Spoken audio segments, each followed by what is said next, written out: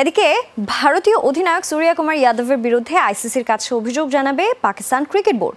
Asia কাপে পাক Bharat match শেষে সংবাদ মাধ্যমে পেহেলগামে জঙ্গি হামলা নিয়ে কথা টেনে সূর্যা জয়ে উৎসর্গ করেন নিহতদের।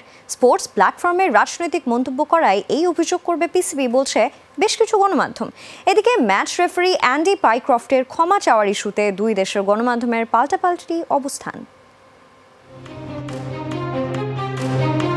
ভারত পাকিস্তান ম্যাচে টসের আগে পরে পাকিস্তানি অধিনায়কের সাথে করমর্দন করেননি ভারতীয় অধিনায়ক সূর্যা কুমার যাদব।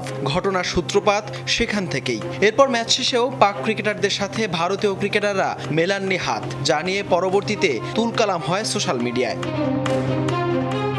এ নিয়ে ম্যাচ রেফারি অ্যান্ডি পাইক্রফটের সম্পৃক্ততার অভিযোগ তোলে পাকিস্তান ক্রিকেট। এমনকি নিজেদের ম্যাচে পাইক্রফটকে সরানো না হলে ম্যাচ না খেলার হুমকিও দেয় পিসিবি। তবে নাটকীয়তা শেষে 1 ঘন্টা বিলম্বে শুরু হয় আরব আমিরাত ও পাকিস্তানের ম্যাচ।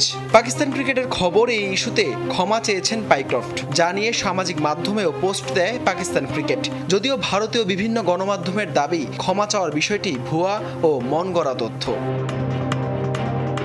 এদিকে পাক ভারত ইস্যুতে নতুন খবর। সূর্যা কুমার যাদবের বিরুদ্ধে আনুষ্ঠানিকভাবে আইসিসির কাছে অভিযোগ জানাবে পাকিস্তান ক্রিকেট। গ্রুপ পর্বে পাকিস্তানকে হারানোর পর সংবাদ সম্মেলনে পেহেলগামে নিহতদের উদ্দেশ্যে জয় উৎসর্গ করেন সূর্যা, যেখানে জঙ্গি হামলা বলে পাকিস্তানকে ইঙ্গিত করেন ভারতীয় অধিনায়ক, যেটিকে স্পোর্টস প্ল্যাটফর্মে রাজনৈতিক মন্তব্য মনে করছে পাকিস্তান ক্রিকেট। যার কারণে সূর্যার বিরুদ্ধে নালিশ নিয়ে এবার আইসিসির দ্বারস্থ হচ্ছে PCB.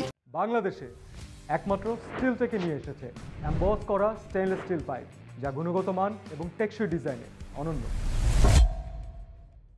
We actually stand with all the victims of Pahalgam terror attack, and we stand with their families, also express our solidarity.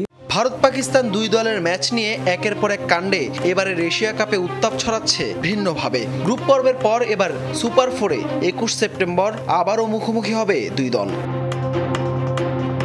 Hasan Al Maruf, Jamuna sports.